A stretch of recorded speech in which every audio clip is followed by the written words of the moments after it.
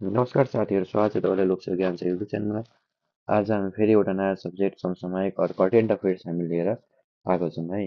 र यो सब्जेक्टमा यो हाम्रो टपिकमा हाम्रो धेरै कुराहरू इन्क्लुड भएर रहेछ, जस्तै हाम्रो आइसिसी वुमेन टिम्सको बारेमा, कुन विजेता टिम भयो, आइपिएलको बारेमा पनि, र गोर्खापत्रको बारेमा पनि हाम्रो कतिवटा भाषाहरू यहाँ इन्क्लुड भएर छ। अरू पनि थुप्रै विषयहरू रहेका छन्। त्यस सबै विषयको बारेमा हामी यहाँ चर्चा गर्नेवाला छौँ है। सर्वप्रथम हाम्रो के छ भन्दाखेरि एउटा कुरा के छ भन्दाखेरि बालन डी ओवर अवार्ड 2025 को विजेता को हुन् भन्दाखेरि महिलातर्फ हाम्रो आइटिना बोनमती र पुरुषतर्फ हाम्रो ओस्मान डेम्बेले फ्रान्सका फरवार्ड हुन् है।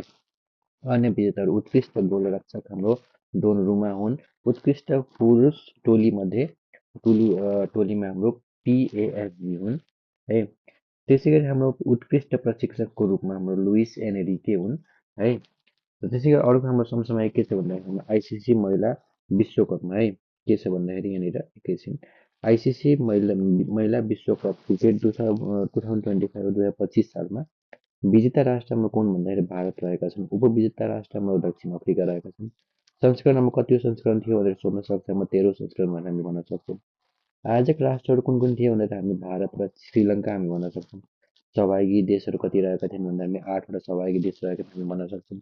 सञ्चालन मिति कहिले भएको थियो भन्दा 2025 सेप्टेम्बर 30देखि हाम्रो नोभेम्बर 2सम्म भएको रहेछ है। त्यसै हाम्रो सेमिफाइनलमा दक्षिण अफ्रिका र इङ्ल्यान्ड र गएका थिए र भारत र अस्ट्रेलिया गएका थिए है। त्यसै गरी भारतले महिला विश्वकप जितेपछि पहिलो पटक हो है। यो भारतले महिला विश्वकप जितेको पहिलो पटक हो है। त्यसै गरी हाम्रो अर्को हाम्रो के छ भन्दाखेरि आइपिएलको बारेमा रहेछ। आइपिएलको बारेमा हाम्रो इन्डियन प्रिमियर लिग भन्छ, जस्तै हाम्रो 2025मा खेल आयोजना हाम्रो कहिलेदेखि भएको थियो भन्दा 22 मार्च 3 जुन 2025मा र विजेता राष्ट्र हाम्रो आरसिबी, द्याट इज हाम्रो रोयल च्यालेन्जर बेङ्गलोर हुन्छ। उपविजेता राष्ट्र हाम्रो पन्जाब किङ्स भएका थिए। संस्करण कति संस्करण थियो भन्दा 18 संस्करण जम्मा खेल हाम्रो 74वटा रहेका थिए र सहभागी समूह हाम्रो 10वटा रहेका थिए। फाइनल खेल हाम्रो कहाँ भएको थियो? नरेन्द्र मोदी रङशाला अहमदाबाद जुन 3 2025मा भएको थियो। सर्वाधिक रन बनाउने व्यक्ति हाम्रो साई सुदर्शन 759 रन बनाएका थिए। सर्वाधिक विकेट लिने भन्दा प्रसिद्ध कृष्ण 25वटा विकेट लिएका थिए। सूर्य कुमार यादवलाई प्रतियोगिताको सबैभन्दा मूल्यवान खेलाडीको रूपमा सम्मानित गरिएको थियो। ठिक छ। योभन्दा अगाडिको सोध्यो भने 2024मा हाम्रो केकेआरले जितेका थिए है। यदि त्यस्तो त हुन सोध्दैन, केकेआरले जितेका थिए है। अरू हाम्रो दृष्टिबिन T20 यो चाहिँ हाम्रो एकदम लेटेस्ट न्युज हो यो है। यो हाम्रो कहिले भएको थियो भन्दाखेरि यो हाम्रो कहिले भएको थियो भन्दाखेरि नोभेम्बर 11देखि 23सम्म विजेता राष्ट्र हाम्रो भारत रहेका थिए। उपविजेता राष्ट्र हाम्रो नेपाल रहेका थिए। यो किन इम्पोर्टेन्ट छ किनकि यहाँ हाम्रो नेपाल भन्ने देश हाम्रो के छ भन्दा सेकेन्ड पोजिसनमा रहेको छ। नेपाल हाम्रो सेकेन्ड पोजिसनमा केमा आएको रहेछ भन्दाखेरि दृष्टिबिन महिला T20मा आएको रहेछ। सञ्चालन भएको हाम्रो भारत र श्रीलङ्कामा भएको थियो। कतिौँ संस्करण हो भन्दाखेरि पहिलो संस्करण रहेको छ। टोली सहभागी भन्दा 6वटा टोली रहेको थिए। नेपालको कप्तानमा गीता पौडेल हाम्रो सोध्न सक्छ दृष्टिबिन महिला T20 विश्वकपमा नेपालको कप्तान को थिए भन्दाखेरि गीता पौडेल भनेर हामीले यसमा सोध्न सक्छ है। र उपविजेता भनेको हाम्रो नेपाल देश भएको थियो। यो कुरा हामीलाई सोध्न सक्छ। त्यसै गरी अर्को समसामयिक के छ भन्दाखेरि गोर्खापत्र अब हाम्रो 46औं भाषामा प्रकाशन हुन थालेको छ। सुरु कहिलेदेखि भयो भन्दाखेरि 2082 मनसिन 16देखि सुरु भएको हो। 46औं भाषा हाम्रो कुन भाषा भन्दा कुलुङ भाषा भनेर हामी यसमा सोध्न सक्छ है। यो एकदम इम्पोर्टेन्ट भयो। कुन भाषा भन्दाखेरि कुलुङ भाषा। 45औं भाषा बाम्बुले राई भाषा हो। 2081 पौष 11मा 44औं राणा थारू 2081 कार्तिक 4 गते भएको रहेछ। र गोर्खापत्र 2064 असोज 1देखि बहुभाषामा प्रकाशन हुन थालेको छ। सुरुमा 6वटा भाषाबाट सुरुवात भएको थियो है। गोर्खापत्रमा कहिले सोध्न सक्छ भन्दा बहुभाषामा 2064 असोज 1बाट र गोर्खापत्र पहिलो प्रति 24 वैशाख 1958मा प्रकाशित भएको थियो है पहिलोपटक। त्यसै गरी हाम्रो अर्को समसामयिक रहेको छ। अर्को समसामयिक हाम्रो के छ भन्दाखेरि ACC men's under 19 premier cup 2025मा आयोजक राष्ट्र हाम्रो युएई भएको थिए। मिति हाम्रो नोभेम्बर 19 डिसेम्बर 1सम्म 2025मा सहभागी राष्ट्रमा 14वटा। विजेता भनेको युएई। उपविजेता मुलुकमा हाम्रो नेपाल थिए। युएईसँग हाम्रो 27 रनले पराजित भएको थिए। शीर्ष टिम भनेको युएई, नेपाल, मलेसिया हाम्रो यसमा एसिया कपमा छनौट भएका थिए है।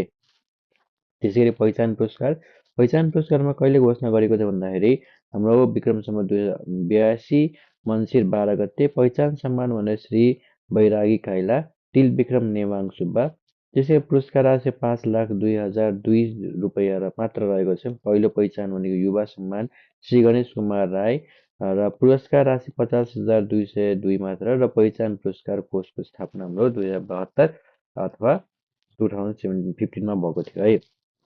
त्यसै गरी अर्को एकदम महत्त्वपूर्ण विश्व अपाङ्ग दिवस हाम्रो कहिले मनाइन्छ भन्दाखेरि हरेक वर्ष डिसेम्बर 3मा मनाइन्छ विश्व अपाङ्ग दिवस।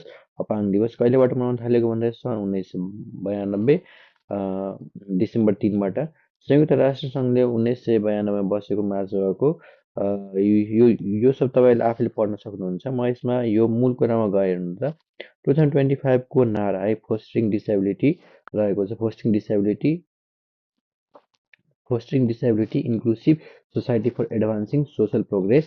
राष्ट्रिय नारा हाम्रो अपाङ्गता समावेशी समाजको प्रवर्धन सामाजिक उन्नतको सर्वधन है। अनि त्यसपछि हेर्नु त हाम्रो विश्व विक्रम सम्वत 2078को जनगणना राष्ट्रिय जनगणना अनुसार नेपालमा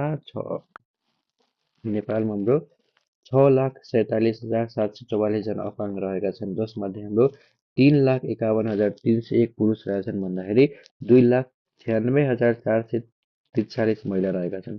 महत्त्वपूर्ण पुरस्कारहरूमा स्वयं स्वर्गीय दयाराम परियार स्मृति सम्मान हाम्रो कसले पाएका थिए भन्दा शङ्कर लिम्बू। मानव अधिकार पुरस्कार अब मेनिका ढुङ्गानाले पाएका थिए। राष्ट्रिय मानव अधिकार आयोगले मानव अधिकारको संरक्षण तथा प्रवर्धन उल्लेखीय योगदान पुर्याउने 2 व्यक्तिलाई यस वर्ष सम्मान र पुरस्कार प्रदान गरेको थियो। भुवनेश्वर प्रविधि पुरस्कार दिक्तेल रूपा कोट मुजुवागढी नगरपालिका। भुवनेश्वर प्राविधिक पुरस्कार नेपाल विज्ञान तथा प्रविधि प्रतिष्ठान नासले प्रदान गरेको हो है। त्यसै अर्को हाम्रो एकदम महत्त्वपूर्ण रहेछ भन्दाखेरि के रहेछ मानव विकास सूचकाङ्कबाट जहिले पनि हाम्रो प्रश्न सोधिरहेको हुन्छ।